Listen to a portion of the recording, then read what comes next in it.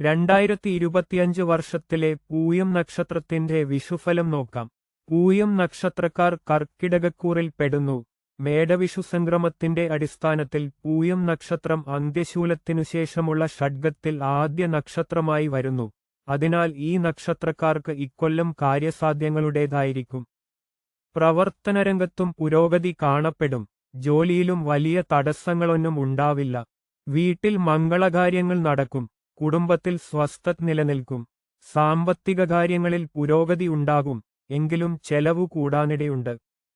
പ്രവർത്തനരംഗത്തു നേട്ടമുണ്ടാവും. കുടുംബത്തിൽ അംഗീകാരം ലഭിക്കും. ഏറ്റെടുത്ത കാര്യങ്ങൾ വിജയകരമായി പൂർത്തിയാക്കാൻ കഴിയും. ജോലിപരമായ കാര്യങ്ങൾക്കായി കൂടുതൽ യാത്ര വേണ്ടിവരും. കടബാധ്യതകളിൽ നിന്നു കുറെയൊക്കെ മോചനം ലഭിക്കും. ജോലിരംഗത്തു വ്യക്തിപ്രഭാവത്തോടെ ഉയർന്ന സ്ഥാനങ്ങളിൽ എത്താൻ കഴിയും. വർഷത്തിന്റെ അവസാന മാസങ്ങളിൽ ദൈവാനുഗ്രഹം കുറയുന്നതായി തോന്നും.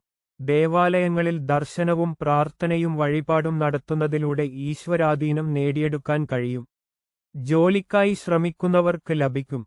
രോഗഭീതിയിൽ നിന്നു മോചനം നേടി ആരോഗ്യം വീണ്ടെടുക്കാൻ കഴിയും. കുടുംബത്തിൽ സ്വസ്ഥത നിലനിൽക്കും. വരുമാനവർധനയ്ക്കുള്ള പുതിയ വഴികൾ കണ്ടെത്തും. സുഹൃത്തുക്കളിൽ നിന്ന് സഹായ സഹകരണങ്ങൾ ലഭിക്കും. വർഷത്തിന്റെ മധ്യകാലത്തു വരുമാനത്തിൽ അല്പം വർധന അനുഭവപ്പെടും. വീടുപണിക്കുള്ള ശ്രമങ്ങൾ ആരംഭിക്കാൻ കഴിയും. പുതിയ മേഖലകളിൽ വിജയം നേടാൻ കഴിയും. കുടുംബത്തിൽ സ്വസ്ഥതയും സമാധാനവും ഉണ്ടാകും. കുടുംബാംഗങ്ങളോടൊപ്പം യാത്ര സാധ്യമാകും.